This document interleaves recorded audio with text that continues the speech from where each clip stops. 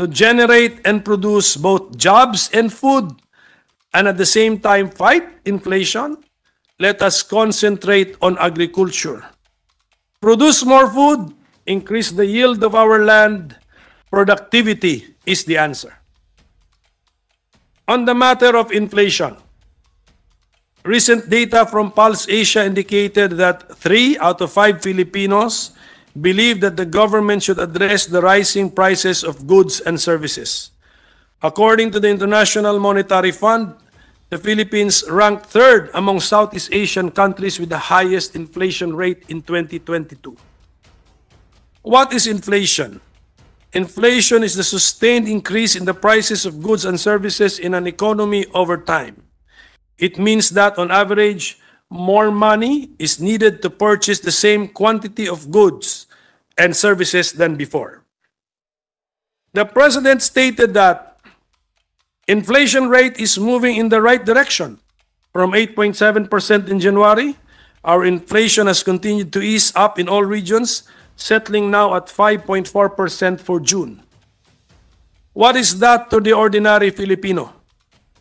While it is encouraging to note that inflation has eased to 5.4% as of June 2023, we must acknowledge that the prolonged period of high inflation rates has already affected the purchasing power and overall welfare of many Filipinos.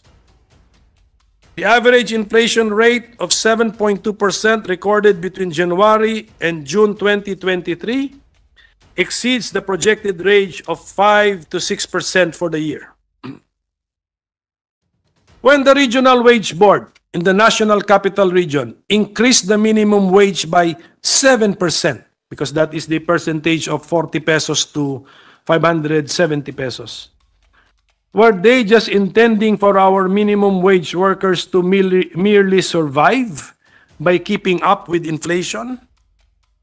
What has therefore happened to the state policy found in Article 2, Section 9 of the 1987 Constitution that the state shall promote a just and dynamic social order that will ensure the prosperity and independence of the nation and free the people from poverty through policies that promote a rising standard of living and an improved quality of life for all?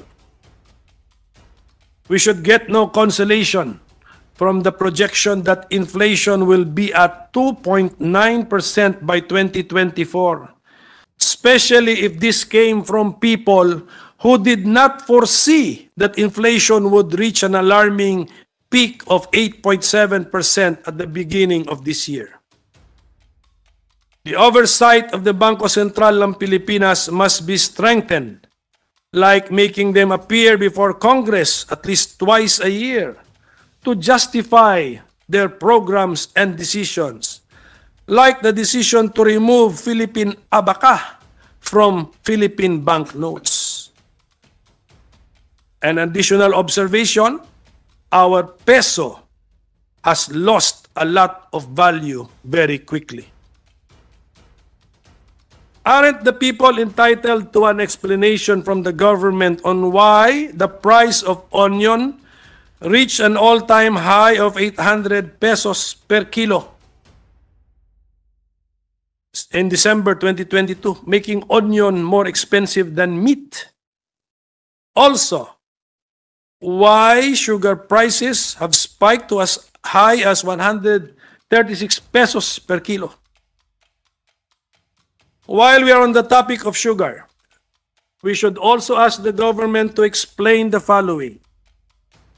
1. Why has the price of sugar remained high despite the flooding of imported sugar into the market? 2. Why has the Sugar Regulatory Administration been rocked by 2 scandals already in less than a year? 3. Why has there been a sugar shipment in the port of Batangas on February 9, 2023, ahead of the issuance of Sugar Order Number 6, which was only approved on February 15, 2023? 4.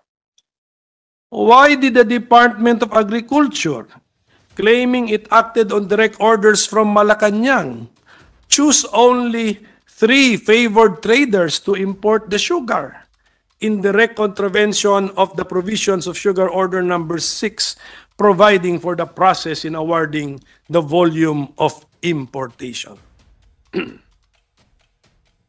On the issue of smuggling, the President said, bilang na ang mga araw na mga smugglers at hoarders na yan. Kilala na ba natin sila para makapag-umpisa na tayo sa pagbibilang ng araw? There is rampant agricultural smuggling into the Philippines, and there are reports of drug smuggling out of the Philippines. There are reports too of personalities involved in these smuggling activities being able to join the President on his foreign trips. So, just a word of advice and caution to the staff of the President, to the office of the President. Please exercise vigilance and impose the highest standards in qualifying personalities as part of the presidential delegation or of the people allowed to be seen and associated with the President. Sa larangan ng pabahay, ito ang sinabi ng Pangulo. Kung susumahin natin ito, mahigit 1 milyong kabahayan ang maialay natin sa ating mga kababayan sa buong bansa. I think the President is over-promising on the housing units that can be delivered in a year's time. I don't think it can be done.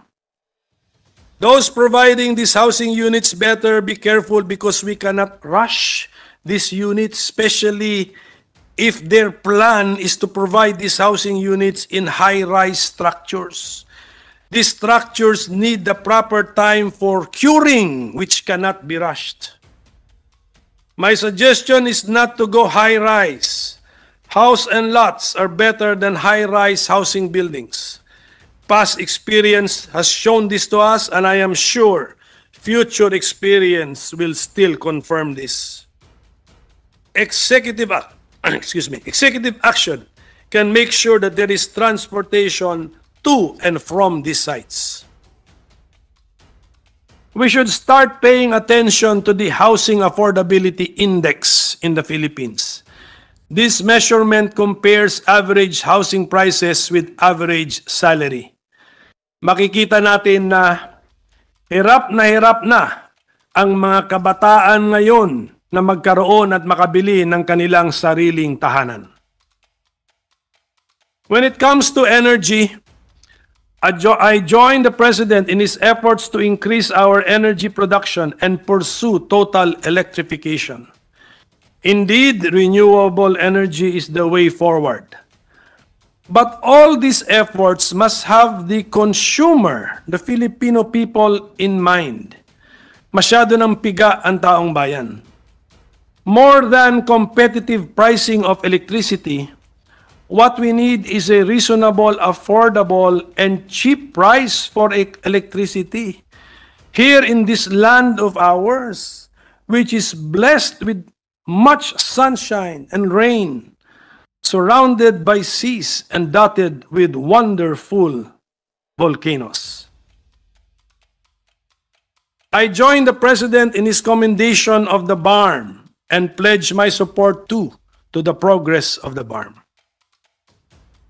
I support the President's effort to make the pension of the military and the uniformed personnel fully functional and financially sustainable.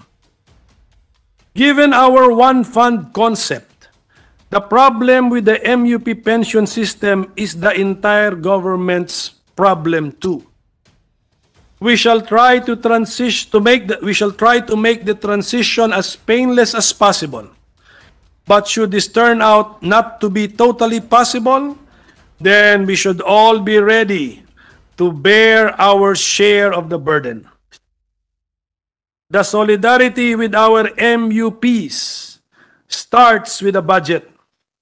We should discourage the bloating, eliminate the wasting, and stop the hemorrhaging of funds through our budget.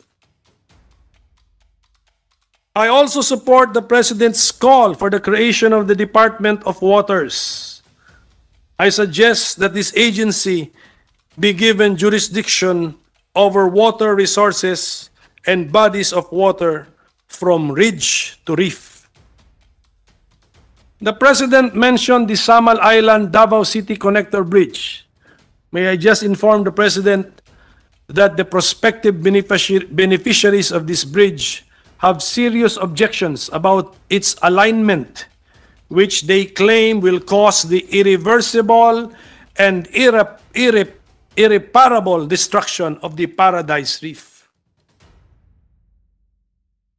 The President mentioned the Maharlika Investment Fund, the MIF, but only in passing. It is good that the MIF was not touted to be his administration's greatest achievement in its first year, because achievement clearly it is not. What is sad is that to make 125 billion pesos earn, we have to spend first around 2.5 billion pesos. Another thing that is sad is that the first to get jobs out of this Maharlika Investment Fund will surely be the members of a group of internationally recognized economic managers, which the President mentioned. And most likely, these people would be foreigners. The Maharlika Investment Fund was not mentioned in the first SONA.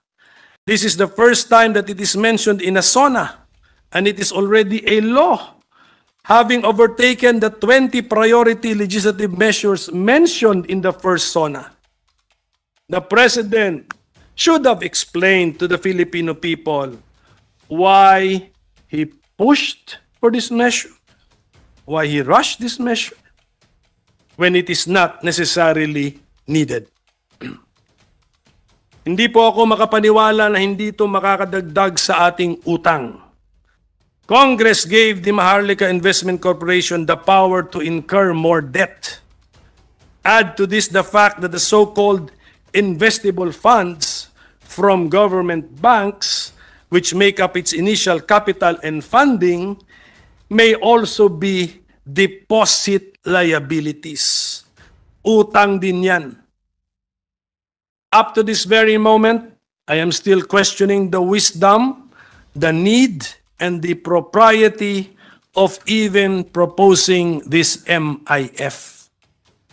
The procedure followed in approving the Maharlika Investment Fund Act is another matter which I believe will be questioned in court in due time. I just hope that the letters MIF will ultimately turn out to mean that this madness isn't forever. Just for the information of everyone, when the President mentioned his trips abroad, he said that these economic missions have yielded an estimated total investment value of 3.9 trillion pesos with a potential to generate 175,000 jobs. In contrast, when we were discussing the 125 billion pesos funding for the Maharlika, the claim was that this amount would generate 350,000 direct jobs. The President, who is a mathematician, knows his numbers better than some of his economic advisors. To help the President in his governance, I suggest the following ideas. For the President to already appoint a regular secretary of the Department of Agriculture. And as a mathematician myself, I appeal to the President to personally review the formulas our agencies use when they compute for the national demand for the various agricultural products. These are the formulas our agencies use to justify the importation of these commodities. There is something fishy in the formulas. The Department of Trade and Industry should come up with specific and detailed programs to guide and handhold our micro and small enterprises, as well as our creatives industry, on how they can take full advantage of the Regional Comprehensive Economic Partnership Agreement, the RCEP, and other trade agreements for them to access markets outside of the Philippines.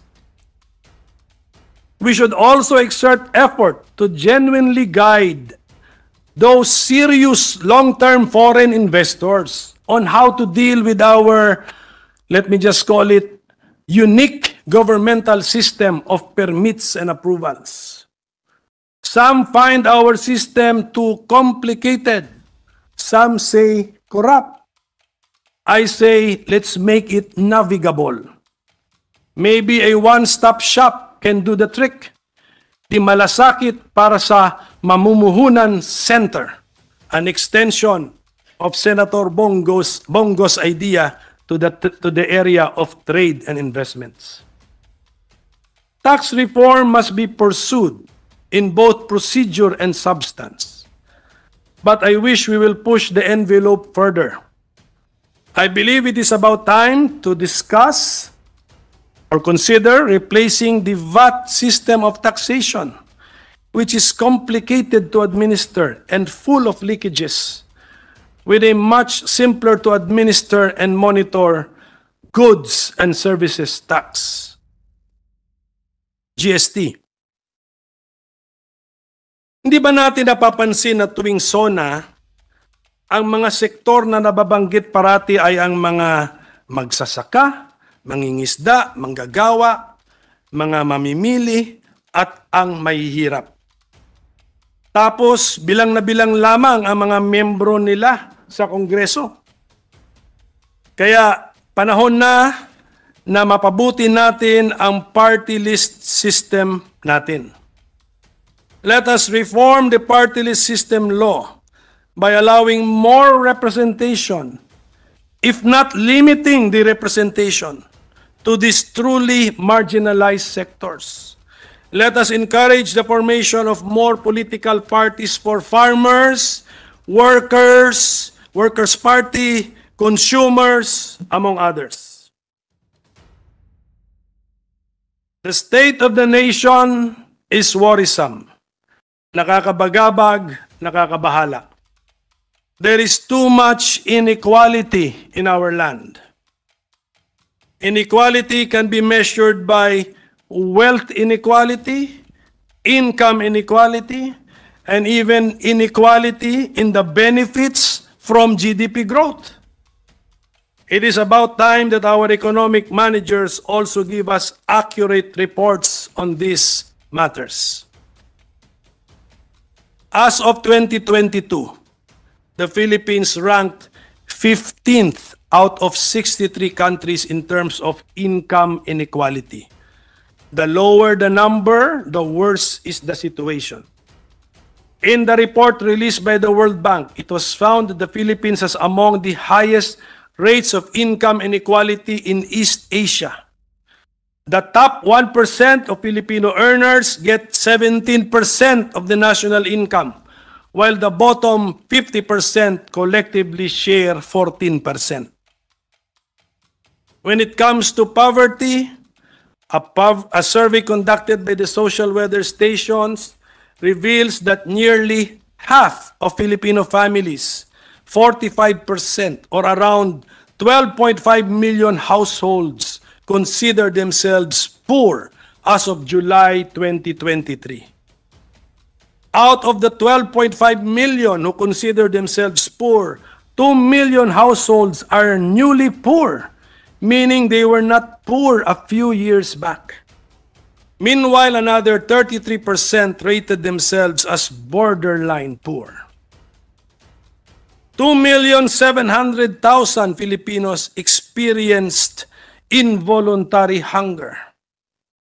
2,300,000 experienced moderate hunger, while 340,000 faced severe hunger. In Mindanao, Hunger is affecting more than 720,000 families.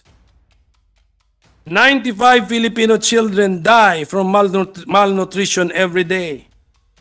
28 out of 1,000 do not get past the age of 5 years old. 1 in every 3 Filipinos aged 5 and below suffer from stunting. The Philippines ranks 5th among countries in East Asia and Pacific region with the highest prevalence of stunting. Poor health, if it will not lead to early death, will lead to poor academic performance, impaired cognitive development, and will reinforce the poverty cycle. The increasing gap between the rich and the poor has given rise to profound inequalities in income, wealth, and benefits from economic growth. This disturbing trend necessitates urgent examination and action to ensure a more equitable and inclusive society for all.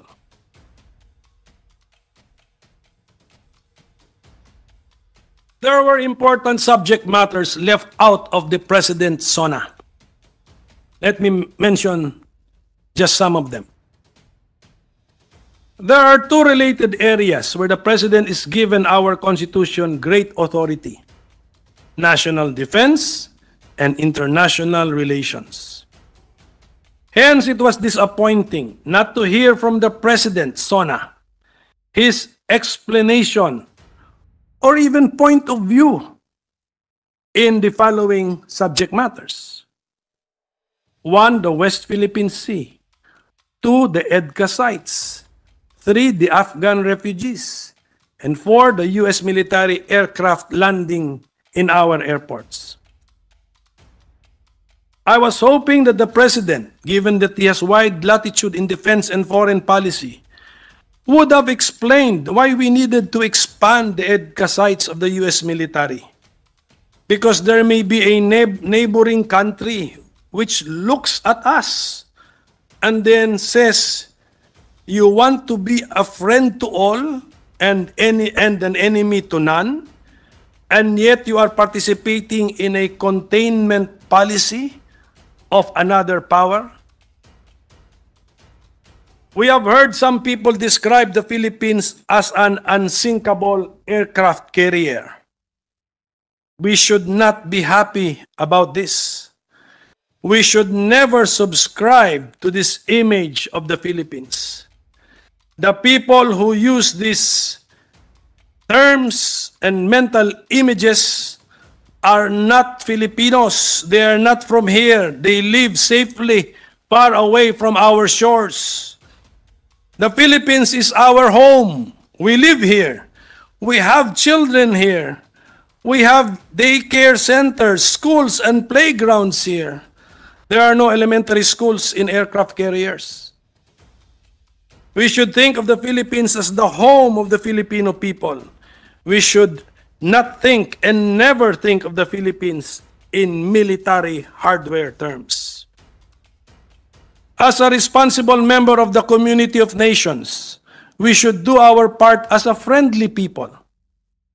Instead of hosting foreign military forces and bases, which could be interpreted by other nations as directed against them, why don't we instead host talks which improve the relations between and among nations? Host talks, not bases. Sana napaliwanag din ng Pangulo yung panukala na gawing host ang Pilipinas ng refugees at former U.S. employees and contractors from Afghanistan. Sa lawak ng lupain sa Amerika, bakit kailangan dito pa sa Pilipinas gagawin ang processing? Tapos ang ending nila ay sa US din naman pala. There was also nary a word about the report on increased sightings of U.S. military aircrafts using our airports. Another curious omission is this administration's policy on POGOs. Why are POGO operations still being allowed to continue in spite of findings that the risks of allowing POGO operations outweigh the so-called benefits. Business groups have issued a manifesto to ban POGOs. The Department of Finance and NEDA have discussed the social cost of POGOs, that their continued operations in our country pose a reputational risk that could dissuade foreign firms from investing in the Philippines, discourage foreign tourists from visiting our shores, and result in severe economic consequences for our country. Crimes related to POGOs, kidnappings, tortures, illegal detention, cyber fraud, scams, tax evasions, and human trafficking, among many others, have been well documented and are increasing. Yet there has been no action, no change in policy. The Philippines is fast becoming another scam capital of the world, no thanks to these POGO operations. Our very hardworking colleague, Senator Sherwin Gatchalian, has questioned why it took PAGCOR 4 years to investigate the crimes committed in a POGO hub in Pampanga. If PAGCOR were truly inspecting the POGO hubs twice a week, as they have claimed, how come they did not see the 1,100 victims of human trafficking in Sun Valley POGO hub alone? In another case, there were 1,534 Filipinos and over 1,000 foreign nationals rescued in a raid on an offshore gaming service provider in Las Piñas City. The President has been quoted as saying in one press briefing, and I quote him, "The problems in reference to POGOs come from the illegal ones, not the legal ones. But in the example that I have given involving the Sun Valley Business Hub in Mabalacat, Pampanga, it was a legal POGO which was involved. The CGC Technologies Incorporated, an accredited service provider operating under the offshore gaming licensee Oriental Game Limited." So why the inaction? Since the Philippines is fast becoming one of the scam capitals of the world, to combat this, I suggest that the government should institute kalaban ng pandaraya programs and beef up enforcement of our laws against fraud. In President Marcos's first SONA, he mentioned 19 or 20 pieces of legislation, of which none has been enacted into law. In the second SONA, the President enumerated 16 new pieces of legislation. The LEDAC lists 20 pieces of legislation. All the lists are different from each other. What are we supposed to make of these lists? There is no focus. We are jumping all over the place. The state of the nation is worrisome, nakakabagabag, nakakabahala. Konting ulan, baha. Mga bundok natin, kalbo. Reklamo sa korupsyon, kaliwat kanan. Power trippers at abusado, nagkalat. Hustisya, mabagal, at mailap. Mga bilihin, mahal. Sweldo, kulang. Ang piso, wala nang halaga. Pag ma-hospital ka, patay ka. Ang lipunan, hindi patas. Ang buhay, mahirap. We cannot afford to lose time and waste resources. Let us focus on what is truly important to the life of the Filipino. We need to get our acts together as problem solvers. Let us use our kokote for the common good. We need to act in good faith out of love for country. We need to want a just and fair, progressive and safe society. No amount of sloganeering, rebranding, and law governance can hide the true state of our nation. Ang kailangan natin ay formula for development tulad ng creativity, connectivity, community.